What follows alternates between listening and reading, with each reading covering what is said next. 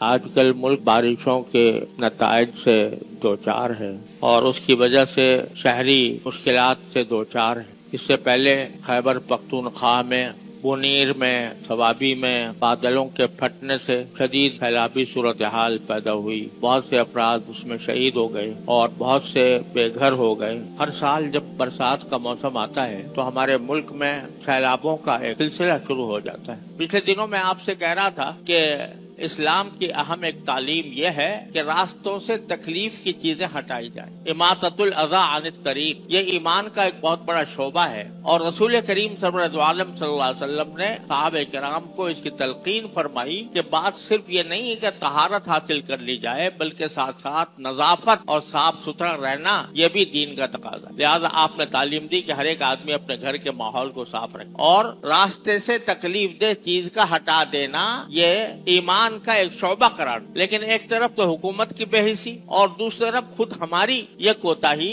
کہ کچرا جہاں چاہے اٹھا کر پھینک دیا، اور وہ نالے جو بنائے گئے تھے کسی زمانے میں کہ اس سے پانی کا اخراج ہو، اس میں کچرا بھر دیا گیا۔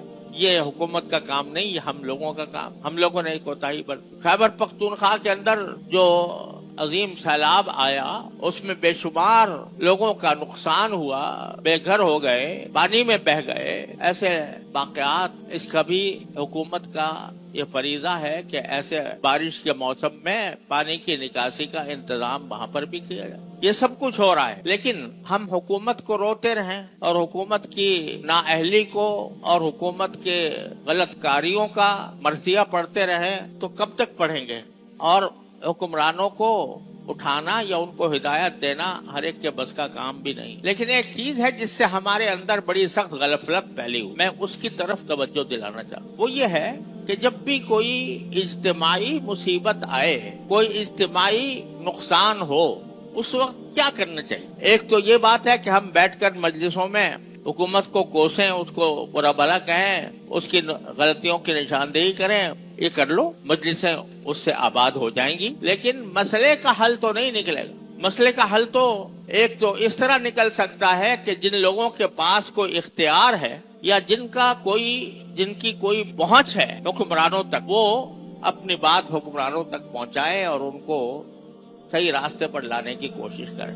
جب ووٹ ڈالنے کا وقت آتا ہے تو اس وقت بازار لگتا ہے، ہر ایک امیدوار وہ پیسے بانٹتا ہے کہ مجھے ووٹ دو۔ ووٹ دینے والے اس وقت یہ پرواہ نہیں کرتے کہ جس آدمی کو ووٹ دے رہے ہیں وہ ہمارے ساتھ کیا سلوک کرے گا، لیکن وقتی طور پر جو منافع حاصل ہو رہا ہے اس کی وجہ سے ظالم سے ظالم، نااہل سے نااہل انسان کو بھی ووٹ دے دیتا ہے کیونکہ وہ پیسے دے رہا ہے۔ تو یہ نااہلوں کا برسر اقتدار آ جانا، یہ اس میں قوم کی اپنی غفلت کا ایک بہت بڑا حصہ ہے کہ وہ اپنے ووٹ کا استعمال دیانتداری سے نہیں کرتے، بلکہ اللہ کے خوف سے نہیں کرتے، بلکہ وقتی منافع جو مل رہے ہیں، جو پیسے وقتی طور پر دے رہا ہے، بس بھائی ووٹ دے دو اس کو۔ ایک تو یہ خرابی ہے۔ دوسرا یہ کہ جب وہی لوگ حکمران بن گئے اور کسی وقت پھر دوبارہ ووٹنگ کا مرحلہ آئے گا، پھر آپ انہیں کو ووٹ دے دو کیونکہ وہ پیسے دے رہے ہیں۔ یہ دیکھے بغیر کہ ان کی کارکردگی کیسی رہی، ان کے زمانے میں ملک میں یا شہر میں کیا صورتحال پیدا ہو۔ ایک تو یہ مصیبت ہے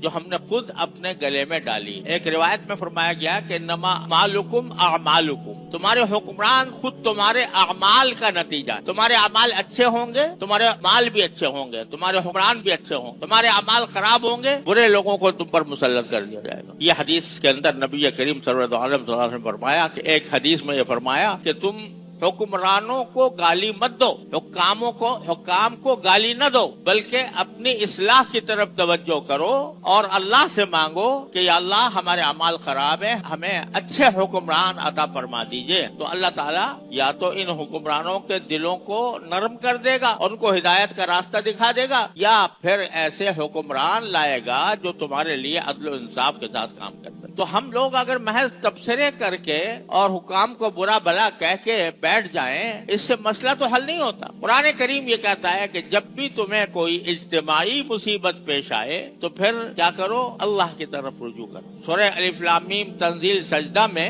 قرآن کریم نے فرمایا وَلَنُذِيقَنَّهُمْ مِنْ عَذَابِ الْأَدْنَىٰ دُونَ عَذَابِ الْأَكْبَرِ لَعَلَّهُمْ يَرْجِعُونَ۔ بڑا عذاب جو آخرت میں آنے والا ہے، اس سے پہلے ہم چھوٹے چھوٹے عذاب دنیا کے اندر دکھاتے رہتے ہیں، اس کے مزے چکھاتے رہے. کبھی زلزلہ آ گیا, کبھی طوفان آ گیا, کبھی سیلاب آ گیا, کبھی قحط پڑ گیا. اس قسم کے جو عذاب ہیں وہ اس لیے آتے ہیں کہ لوگوں کو متنبہ کریں, لوگوں کو اس طرف متوجہ کریں کہ وہ رجوع کریں اللہ سے, لعلہم یرجعون, تاکہ وہ اللہ کی طرف رجوع کریں.